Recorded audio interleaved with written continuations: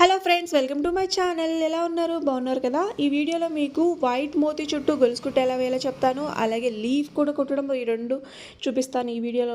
వీడియోకి ఇంకా లైక్ చేయకపోతే ముందుగా లైక్ చేసేయండి. అలాగే ఇది మనం వైట్ పూసలు మనం ఫస్ట్ కాటన్ దారంతో, సింగిల్ దారంతో ఫస్ట్ ఒక ఫ్లవర్ షేప్లో కుట్టేసుకోవాలి.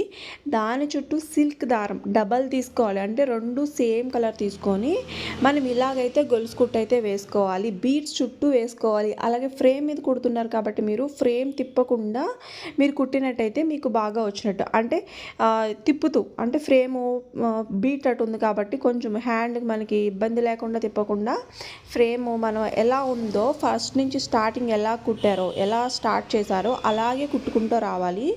ఎక్కడ రింగ్ తిప్పకుండా మీరు కుడితే మీకు గొలుసు కుట్టు అనేది బాగా వచ్చినట్టు అనమాట. అలాగే ఇప్పుడు నేను ఒక లీఫ్ కూడా చూపిస్తాను చూడండి. ఇది కూడాను ఇది మనం లాంగ్ అండ్ షార్ట్తోనే వేస్తాము. డిజైన్ గీయకుండా నేనైతే కుట్టేస్తున్నాను.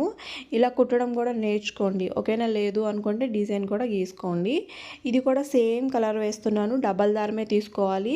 హాఫ్ అండ్ హాఫ్ వేసుకోవాలి. అంటే లీఫ్ క్రాస్ ఒకటే కాకుండా ఒక హాఫ్ కుట్టేసిన తర్వాత మళ్ళీ ఇంకొక హాఫ్ మళ్ళీ కుట్టుకోవాలన్నమాట. నేను చూపిస్తున్నట్టు లోపల గొలుసు కుట్టు వేసుకోమన్నాను కదా, ఇలా గొలుసు కుట్టు వేసుకుంటే మీకు ఆకు అనేది చాలా బాగా కనిపిస్తుంది, ఓకేనా? ఇలాగా సిల్క్ దారమే తీసుకోండి, కాటన్ దారం కాదు. ఏదైనా అంటే ప్రాక్టీస్ అవుతూ ఉంటే మీకు వర్క్ కుట్టడం వస్తుంది కదా, అందుకని చెప్తున్నాను. ఐరన్ నీడిల్ కానీ 14 నెంబర్ నీడిల్ కానీ ఏది కుదిరితే మీ దగ్గర ఏది అందుబాటులో ఉంటే దాంతో అయితే మీరు వర్క్ చేసుకోవచ్చు.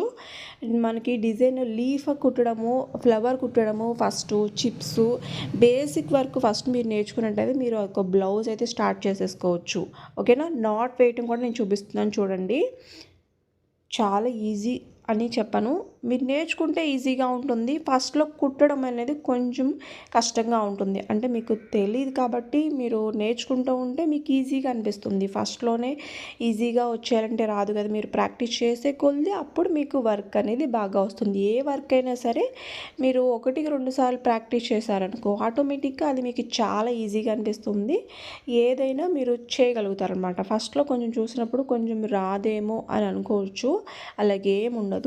తప్పకుండా చక్కగా మీరు నేర్చుకోండి, ఖచ్చితంగా వస్తుంది. రావట్లేదని మాత్రం ఎప్పుడు ఎవరు అనుకోవద్దు, ఓకేనా?